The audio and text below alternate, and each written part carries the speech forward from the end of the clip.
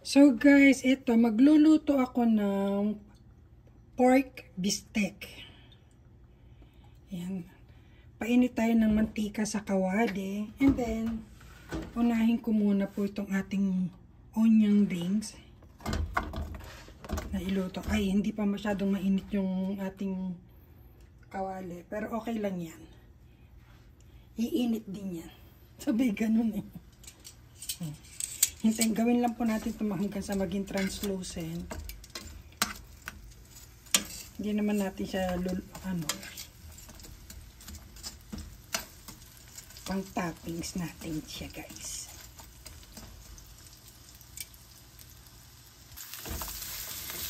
Ayan, mainit na ang ating. Pagka naghiwa-hiwalay na yan at medyo naging translucent na yan guys.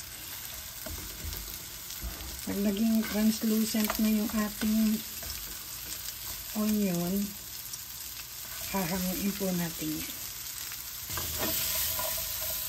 Wow, ganda.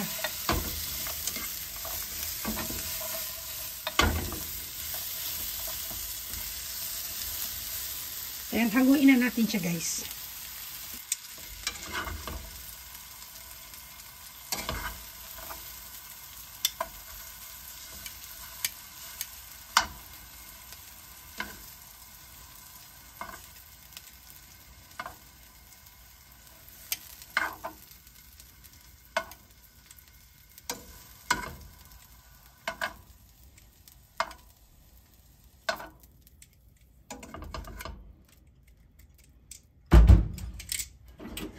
And then, iprito na po natin yung ating pork. Maninipis lang yung hiwa niya, guys.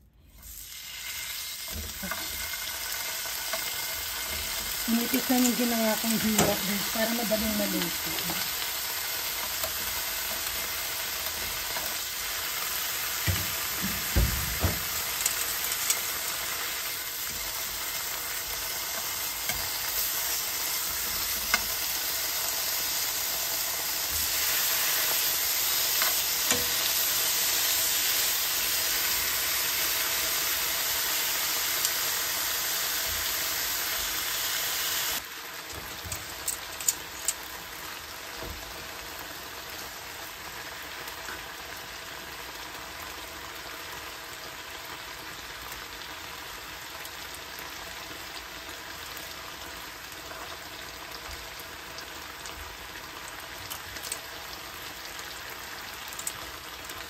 Lutuin po natin.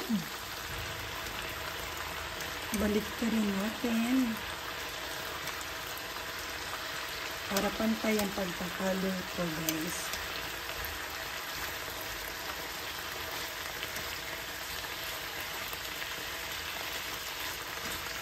Binabad ko lang po siya yung pork natin sa calamansi, soy sauce, garlic, shredded garlic po. And then,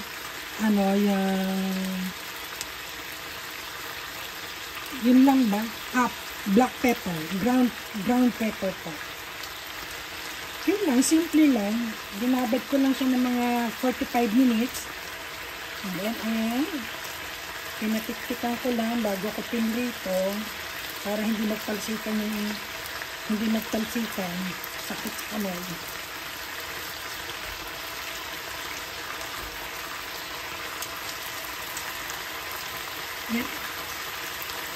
iprito po natin ng mga 2 minuto. Ayan guys. Iprito na. Ihulog natin yung pinagbabaran. Kasama siyang bawang.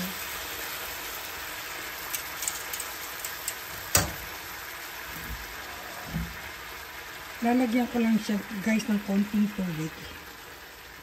And then pakukulaan po natin para lumambot yung ating pork. Ayan. Pakulaan natin.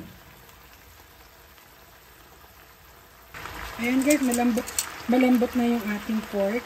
Hulog ko itong ating onion para yung sabaw niya, yung konting sabaw niya is lumasa pa din.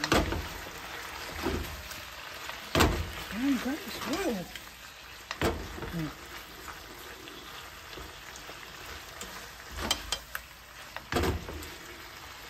Ay, natalsikan ko. Perfect, guys. Ayan ang Pinoy beefsteak.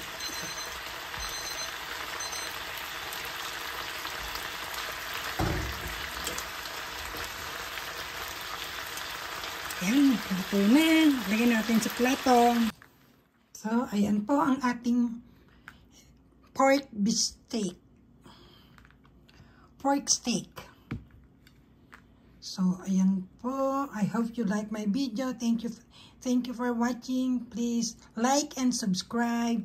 Thank you guys. God bless.